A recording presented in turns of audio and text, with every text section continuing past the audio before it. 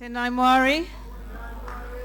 Okay, our next presentation, I would like to invite to the rostrum our elder, historian in the African community, nationally and internationally, I should say.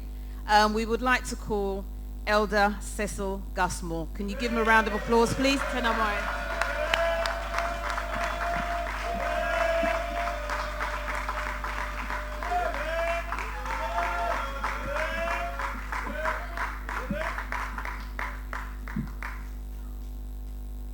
Sisters and brothers, Garvey lives.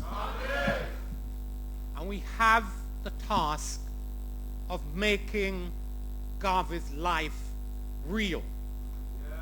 Making Garvey's life real again in this moment. My task this afternoon is, and I will quote, building on the UNIA-ACL legacy moving forward.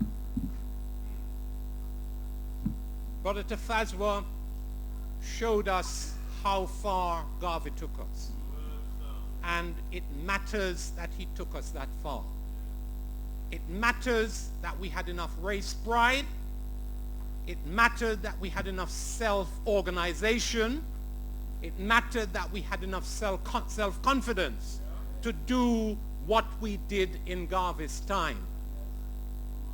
Inside of that presentation, I believe it was our young brothers, he said that Garvey's moment was just after the Berlin Congress, when Africans were menaced in a particularly serious way.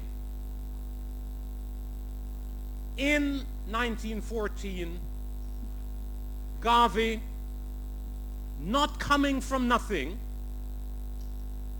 coming from preparation. Preparation matters. We cannot follow Garvey, we cannot build on Garvey unless we do as much preparation as he did. So the preparation matters. But importantly, my brothers and sisters, we will not be able to build on Garvey unless we realize just how revolutionary Marcus Garvey was. Just how revolutionary Marcus Garvey was. Young Brother Tafazwa said that I am fond of saying that Marcus Garvey asked some questions. This was in 1914.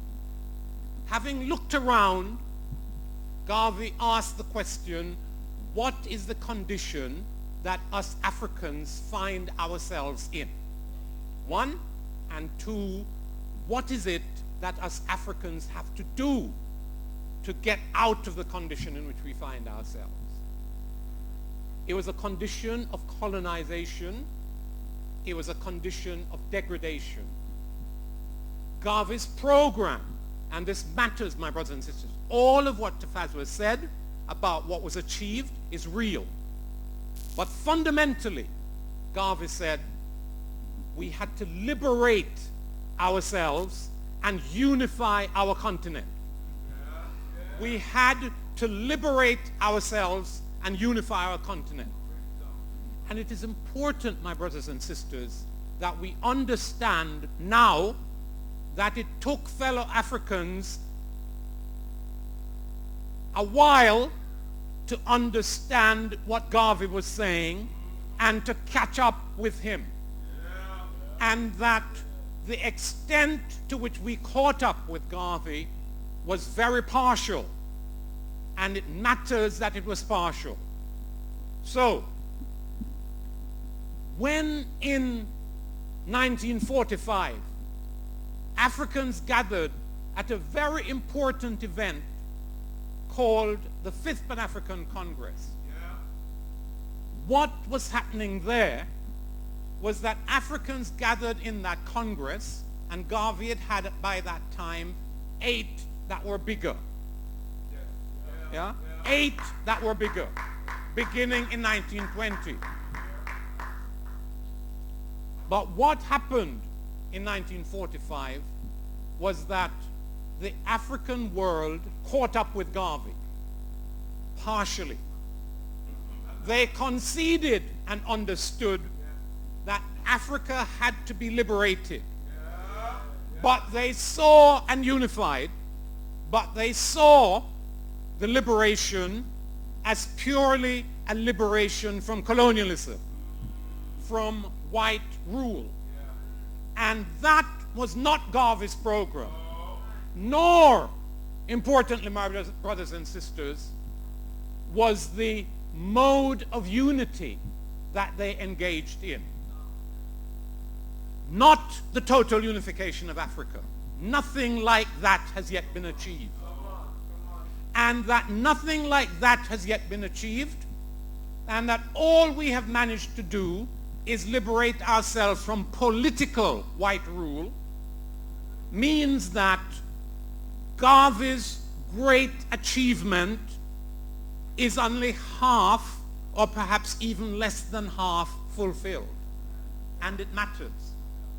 Because it has left us, my brothers and sisters, under neocolonialism. Under neocolonialism. With a class of people running our countries who not have too much sense, right? Not have to put it politely. They are busy running us into the ground in a way that we have not previously been. On all other historical occasions, my brothers and sisters, the white people and our enemies had to conquer to take. We now have a leadership that is willing to sign away everything and have done so. And have done so. That is what neocolonialism is, right? It's a class of folk whose task it is to run things on behalf of the enemy of the African masses. Marcus Garvey did not recommend that. And if Marcus Garvey came back today and asked the question, and that was his question, what is the condition that us African people face today, he would have to describe that condition, just for those of us, not us here. We know we live in the belly of the beast, and somebody in this program already pointed out the extent to which, if things have changed at all for us, they have changed for the worse, right? So, me now talk about Yasso, Africa and Jamaica and them kind of place. And what Marcus Garvey's question would lead us, the answer that it would lead us to, is neocolonialism. And the prescription would be that the African revolution against neocolonialism represents the only way of saving ourselves. The only way of saving ourselves, because the enemy is now more facilitated than ever by us and more ruthlessly oriented towards ripping us off and killing us than they have ever been, and I am including during the time of enslavement. They are taking billions daily from Africa in oil, in plutonium, in diamonds, in gold. The list is endless. In fish, right? We have people educated at the Sorbonne and the LSE and Oxford who will sign away for $1 million the fishing rights of 50 and 100,000 Africans. They will say to the Europeans, come in and fish our coast. And when the Europeans done, after 2 of them boats run up and down, the man them who've been fishing there for thousands of years go out and can't catch nothing. Starvation. Right? And that is around the entire African coast, not just dealing with fish, but you can see it with oil, you can see it with everything. My brothers and sisters, Garvey's program suggests the answer to the conditions that we face now, just as in 1914, the same question produced the answer that led to the UNIA. Now we have to ask questions about why the UNIA failed in the way it did. It was because it was in a way before its time. It was in a way because the white people understood exactly what was coming at them and put in place the mechanisms for destroying it. We hear about the Liberia project. What happened to the Liberia project? It's not because Africans didn't invest properly in it. It's not because it wasn't well organized by Marcus Garvey and his people. Both of those two things were true.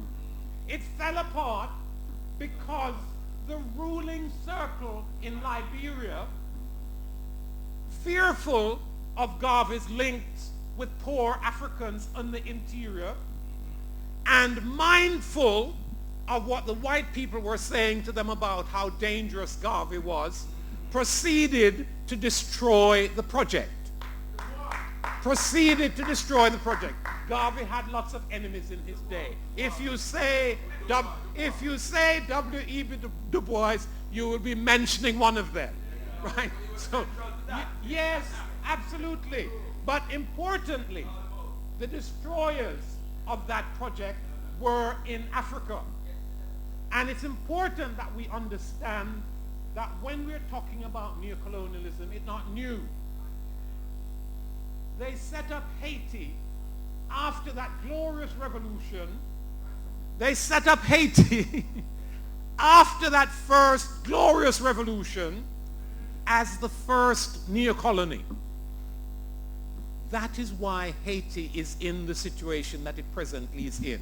Not just because they forced them to pay the slave master, which they did, but inside of Haiti, right from the 1820s, a class of people have been created whose function it is to keep the poor people poor, to take what they can from them, and to give the white world the rest.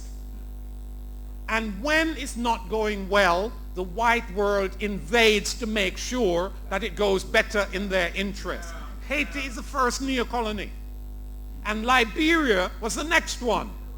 And after the Second World War, everywhere else became neocolonies. That is not the Garvey vision.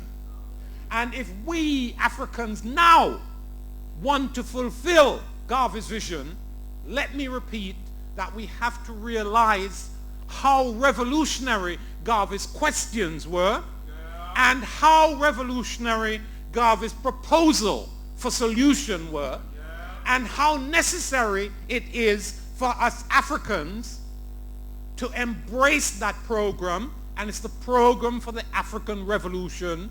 It's the program for African liberation. It's the program for African unification. Nothing else will do. And if we attempt to do less than that, we are embracing our own destruction. And Garvey counseled and organized and told ourselves to love ourselves sufficiently as not to let that happen to us.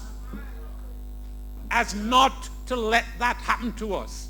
So racial pride, racial self-love, racial self-organization, recognizing who the racial enemies are and organizing to defeat them in their alliance with a white imperialist enemy, that is our task. And it is the only way, my brothers and sisters, in which we can genuinely build on what Garvey left us with. Thank you.